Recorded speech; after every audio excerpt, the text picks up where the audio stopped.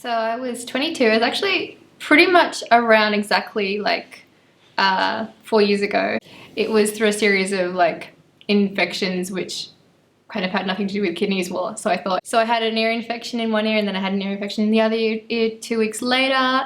And then the second time I had the ear infection, the nurse in the medical center, she took my blood pressure and she was like, oh, it's a bit high. Like for an ear infection, like that's not normal. And for your size as well, that's not normal. I didn't think anything of it. I ended up having a urinary tract infection and then seeing another GP and going to another medical center. He was like, okay, so you need to get a blood test, you need to get ultrasound. And I was like, whoa, like I just wanted to get some antibiotics. Like, so yeah, and then I had all the ultrasound and blood tests done. And during the ultrasound, the sonographer was asking me some questions. The first thing that kind of like really stuck with me was like, she asked me, oh, does polycystic kidneys run in your family? And I was like, never heard of it before. It was really weird also because like I knew my grandma's sister had some kind of kidney or liver problem. I knew she was on dialysis, but I didn't actually know what that meant. And then I kind of went home with my pictures from the ultrasound. So I took them and I had a look at them. I held them up to the window, and also I Googled like pictures of normal ultrasounds and ultrasounds with people with polycystic kidney disease. And yeah, I compared it with my own, and then I was kind of like, oh, okay, so I guess I do have this thing. So yeah, and then I started being medicated for high blood pressure. So then I went to a different GP and she was like, oh, you're so lucky because my husband happens to be a kidney specialist. So she took my pictures home and got her husband to have a look at them, which was really nice. And the next time she said, yeah, my husband said this and this and this, and you should you should go and see a kidney specialist as soon as possible. So yeah, I got in touch with a female nephrologist, and I've seen her for the last 4 years. She did just put me in touch with a dietitian and told me that I needed to look out for salt intake, and the dietitian told me that I needed to eat a lot of fiber, and because she was mostly concerned with like controlling the blood pressure rather than the kidney disease at this stage, because I'm fairly stable. When I was diagnosed, I was in the last semester of my undergrad, so it was like I was going to uni, going to work, and then my day off in the week, where I wasn't working and I wasn't going to uni, I had to go to the doctor because I had to see either a specialist or a GP or something.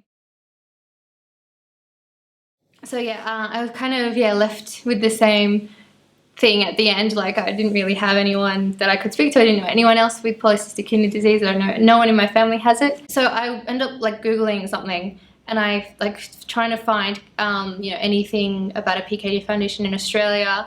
And then I randomly went onto the Westmead Hospital website, and I found an email address on a random page that was like, this person is trying to set up a PKD foundation. I went overseas for about 5 months, and it was great because I was like, I don't have to think about doctors, I don't have to think about anything. Like, yeah. I can live here as if like, I can take my medication and I can just live here as if nothing's happening.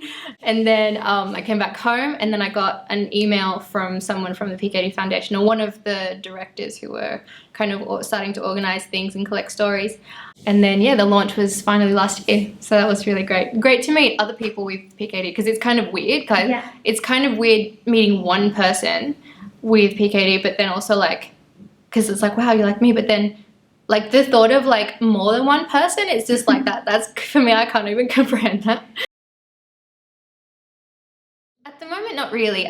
Besides having to take my medication every day, not particularly. I'm also currently doing a clinical trial, in the process of starting a clinical trial with Westmead Hospital. I never thought about it before. I was filling out some questions for the clinical trial, but actually there's this term that they say, oh, do you feel like you have, or how often do you experience abdominal fullness? And I'm like, wow, that's exactly what it is. Yeah, it doesn't really affect me much, other than feeling tired, because I know people with chronic illnesses, they do feel tired at times, or more easily than other people. So yeah, I mean, I just have to watch that and make sure that I'm not overdoing myself.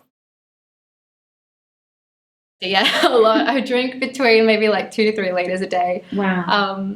I think probably because it's because of the kidney spot. I'm not really sure. I always thought it was always a good thing to drink lots of water. But yeah, maybe it's something else now. And I find it really weird people who drink less than that, because I'm like, water is good for you. Drink more water. Anyway. Like, the foundation's only been really like official and since September last year, and I've already gotten in touch with some researchers through you guys. We're at Westmead, and that's how I learned about the clinical trial. And also just met a couple of other people, and I see you doing really great things for fundraising, for research.